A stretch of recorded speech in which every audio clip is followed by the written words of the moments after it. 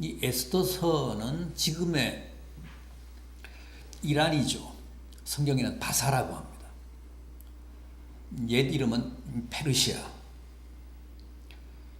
그 바사에 끌려간 유대인들이 그 포로지에서, 그 현지에서 겪은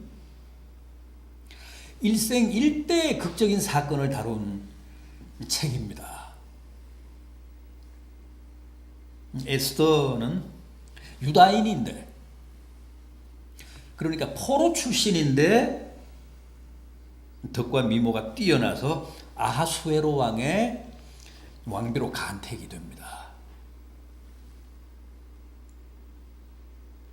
그런데 어느 날 그 에스더와 유대인들의 신변에 큰 위기가 닥쳤습니다. 유다인들을 증오하는 하만이라는 총리 대신이 유대인들을 학살하려는 음모를 꾸미고 결국 왕까지 속여가며 유다인들을 모두 죽여도 좋다는 칙령을 받아냅니다. 대학살의 날이 하루하루 다가오자 유대인들은 어찌할 바를 몰랐습니다. 특히 하만은 부모 잃은 에스더를 키우고 왕비로 만든 에스더의 사촌 오빠 모르드게를 가장 미워했는데 그를 죽이기 위해 높이 장대까지 세웠습니다. 거기 달아 죽이려고.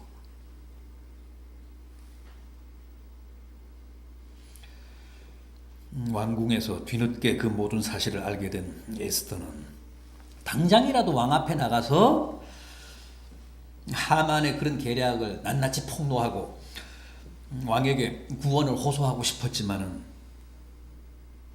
당시 바사 왕국의 법도에 의하면 아무리 왕비라고 해도 왕이 부르기 전에 왕 앞에 나가면 죽습니다. 아니면 이제 궁궐에서 쫓겨납니다.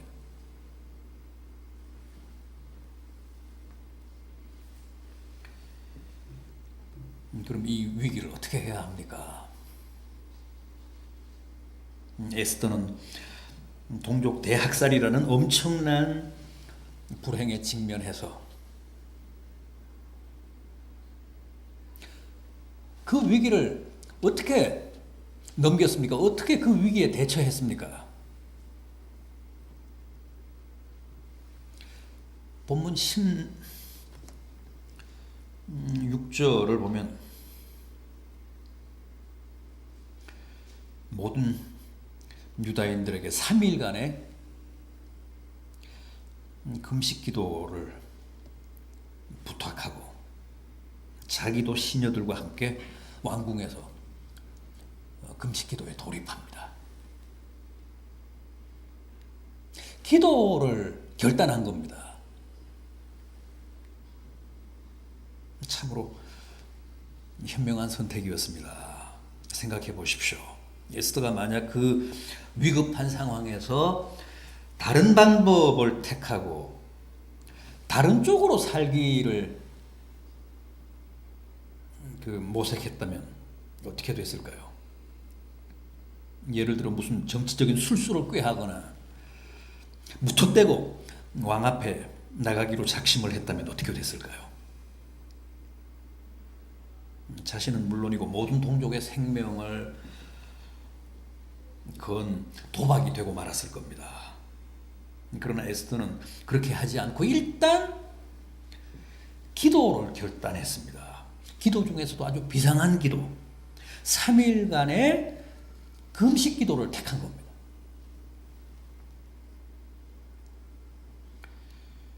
여러분, 큰 위기에는 사실상 다른 처방이 없습니다. 우리 믿는 사람들에게는 그렇게 선택의 폭이 넓지가 않습니다. 어떤 의미에서는 기도밖에 없습니다. 상황이 비상하면 비상할수록 비상하게 기도해야 합니다. 또 비상한 상황에서 비상한 기도를 드리면 주님도 반드시 거기에 비상한 방법으로 개입을 하십니다.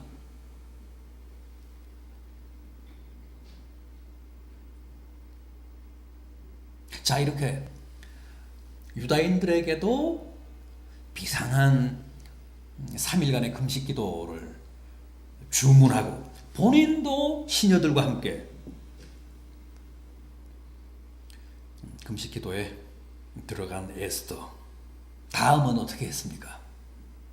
죽기를 각오했습니다. 순교를 각오했습니다.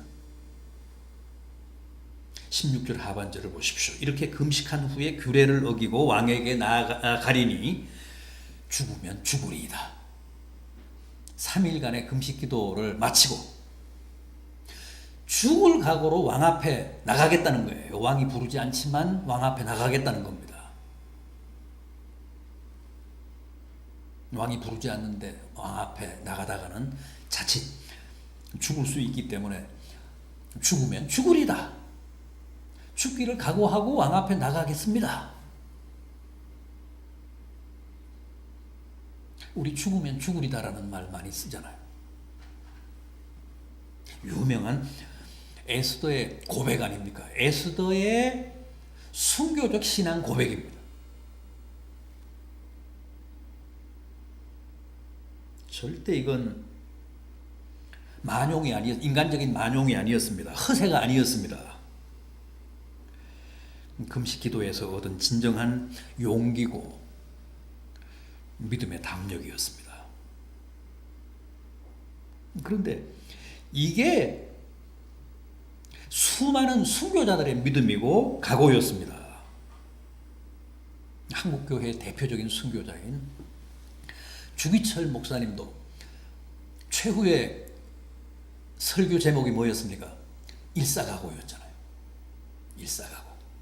일사각오라는 설교를 하고 감옥에 갇히셨다가 결국은 감옥에서 돌아가셨습니다.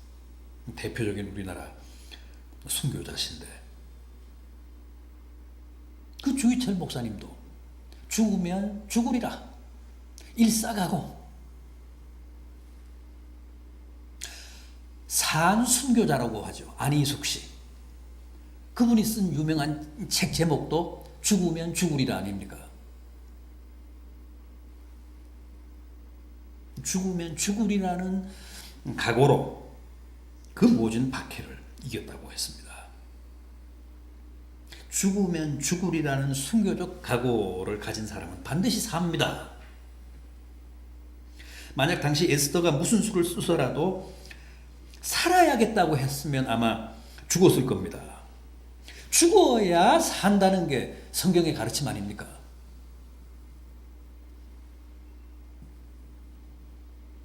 자, 그럼 그의 그 비상한 순교적인 결단이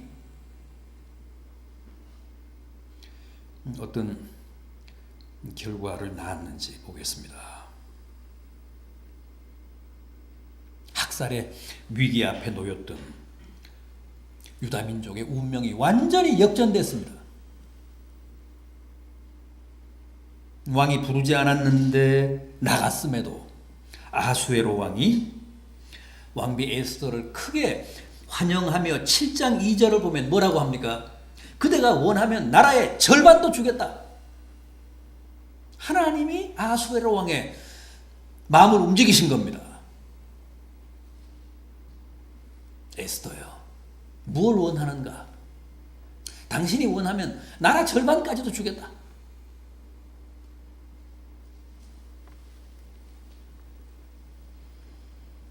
그렇게 소원을 묻습니다. 드디어 천재일우의 기회가 온 겁니다. 에스더는 그간의 모든 과정과 하만의 악한 계략을 낱낱이 왕에게 다 폭로하고 처분을 기다렸습니다. 왕이 어떻게 했습니까? 유다인들을 다 죽이기 위해 크게 파놓은 함정에 도리어 하만과 그의 일당을 다 빠뜨려 죽입니다. 특히 모르드게를 죽이기 위해 세워놓은 높은 장대에 누구를 담습니까? 그 총리 대신 하만을 담습니다. 그리고 모르드게는 그때 그 성문직이었습니다. 성문 경비병이었습니다. 그런 사람을 졸지에 처형된 하만의 자리, 총리 대신의 자리에 앉히잖아요. 세상에 이런 반전은 없습니다. 이런 역전은 없습니다.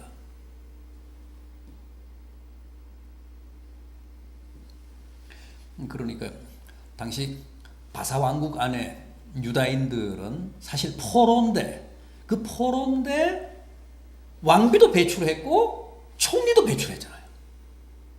하루아침에 유다인들의 위상이 확 달라졌습니다. 전멸, 몰살을 당할 뻔했는데 이런 놀라운 반전의 기적이 일어난 겁니다. 금식기도의 능력이고 죽으면 죽으리라는 순교적 신앙의 열매입니다.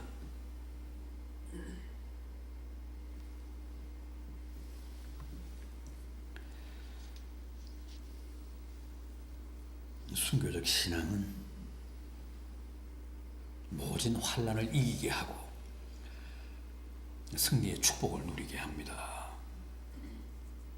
사실 이런 반전은 누구도 상상하지 못했습니다. 한마디로 기도 이상으로 하나님이 축복하신 겁니다.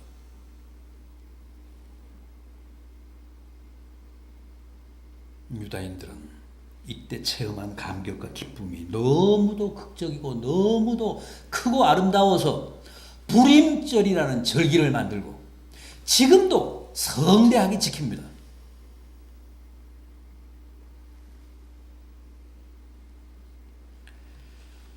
여러분, 비상한 각오로 기도하시고 또 순교적 신앙으로 결단하십시오. 무엇이든 반드시 주님이 응답하시되 우리가 구하는 것 이상으로 허락해 주실 줄 믿습니다.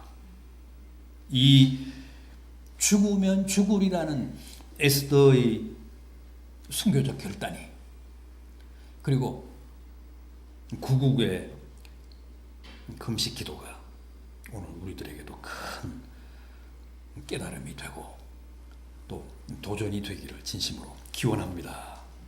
기도하시겠습니다.